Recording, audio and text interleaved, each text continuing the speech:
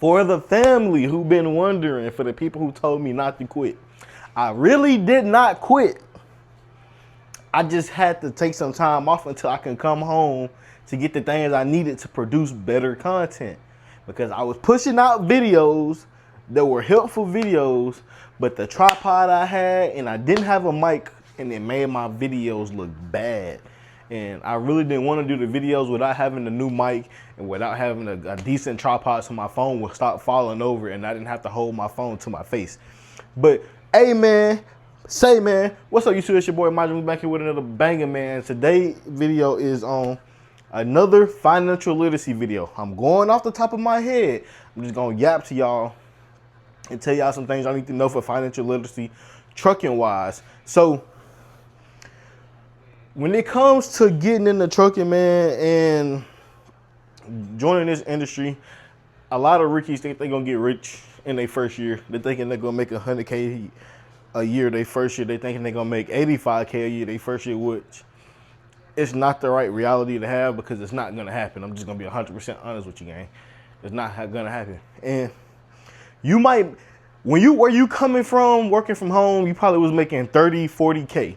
When you get into this trucking industry, the minimum you're probably gonna make the first year is 55K. If you don't make over 55K, then you should be complaining. But 55K for a rookie starting out that's coming from $30,000 to $40,000 a year is a big jump. That's a $25,000 jump or $15,000 jump. And I don't think y'all understand it. And y'all be wanting to quit and go back working from home saying this not worth my time. But gang, it actually is in the long run because you can move up faster than you can while working another job at home. And I say that to say this because in trucking, they go by years of experience.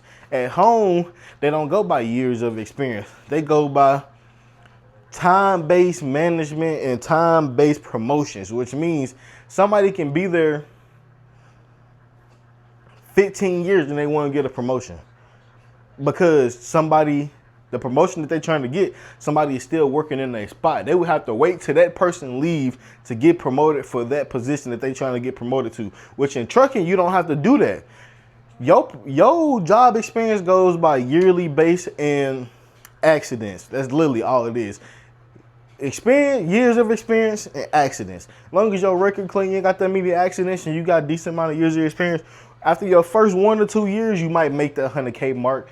It just depends on what field of work you're into. If you're doing drive-in, maybe not unless you go owner op.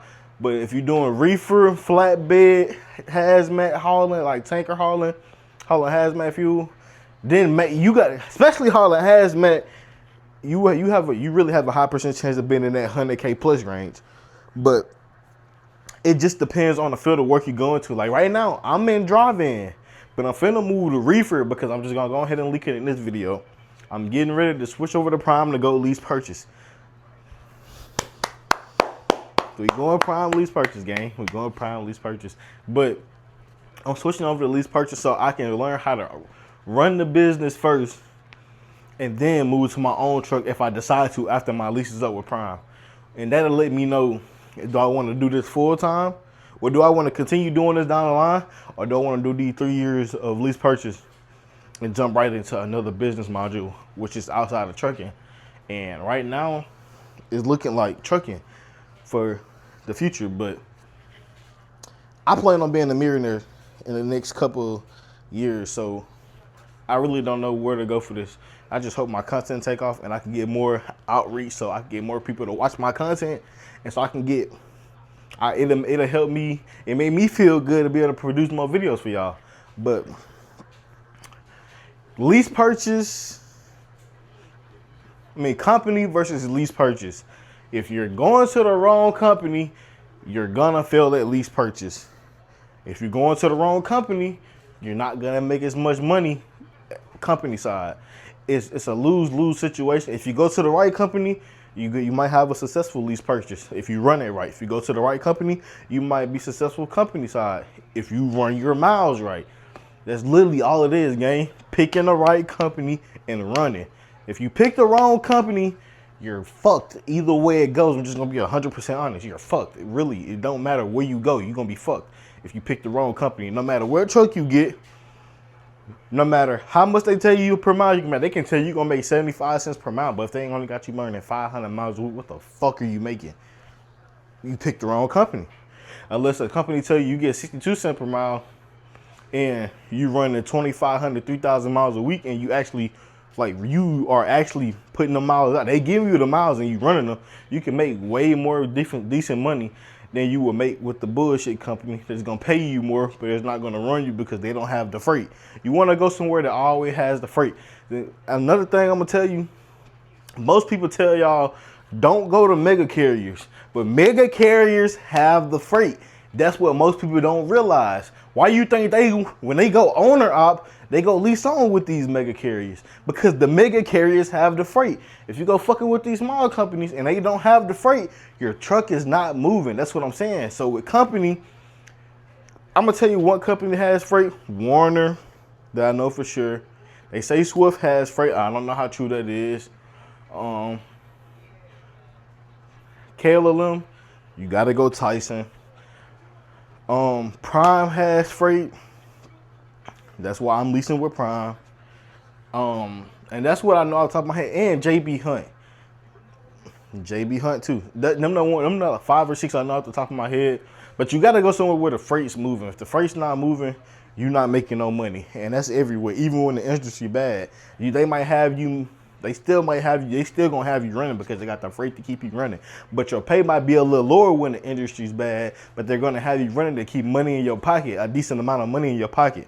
Like I said, your pay might be a little lower because the industry's bad, but that's because they got thousands of other people they got working, driving too, that they got to dispatch loads between. So y'all can all try to make around a decent amount to take home.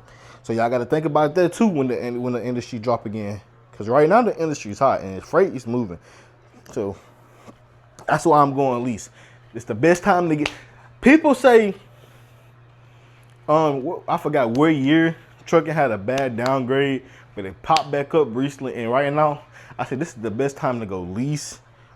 If you're ready to go owner op, go owner op. I'm only a year into the game, but my dad is a truck driver as well, so I get a lot of knowledge that I know from him because he's been driving 5-6 years. He was in there when the industry first got bad. So I get a lot of knowledge from him. So I kind of know what I'm talking about. If y'all don't want to listen to my shit, I don't give a fuck. You can go listen to somewhere else and listen to somebody else lie to you and tell you don't go to these bigger carrier companies, go to a small company and watch how you be fucked in the end. I'm just gonna be 100% honest with you. But so my dad drives flatbed, and from that, you really can make a lot of money flatbed from what I've seen. Not just him. I know a couple of guys in my family that drive flatbed and step deck. They make decent amount of money. I'm not gonna disclose the amount they make because it's their personal earnings. But they make decent money. Like, they make decent money. Like, really decent money and they do lease. Well, owner op and lease, stuff like that. But it just depends on what lane you want to go into. Me personally, I would always prefer hazmat, flatbed. If you want to go reefer and be stuck indoors for hours, which I'm going to because I'm just getting the experience of being lease, go reefer. Drive in, you get in and out faster. But, hey, y'all. I appreciate y'all for watching this video on the comeback. It's going to be another video tied into this that I'm starting tomorrow. Well, I started right now, so y'all going to see these same clothes at the beginning of the 2 videos. But that next video is tying into my trucking video. My trucking video of me leaving home and getting back on the road. So, and I know I got a short run. I'm just leaving home and going to Alabama and going back to Atlanta because I'm on a dedicated account right now. But hey, y'all stay tuned for that video. That video gonna come out probably within the next couple days after I get that route done and get it edited up. Hey, y'all, bro, I appreciate y'all. We back full time. We got everything we need, so there's no more fucking excuses. And we out, gang. Peace. And one more thing for sure. Free my boy Reaching the Cut, YouTube. My boy been grinding, and then he get to the point where he finally can leave and he loses his account to some crypto weirdo that took his account. YouTube, free my boy Reaching the Cut. Hashtag free Reaching the Cut, gang. Hey, but y'all, next video, I'll see y'all in the next video, and we out.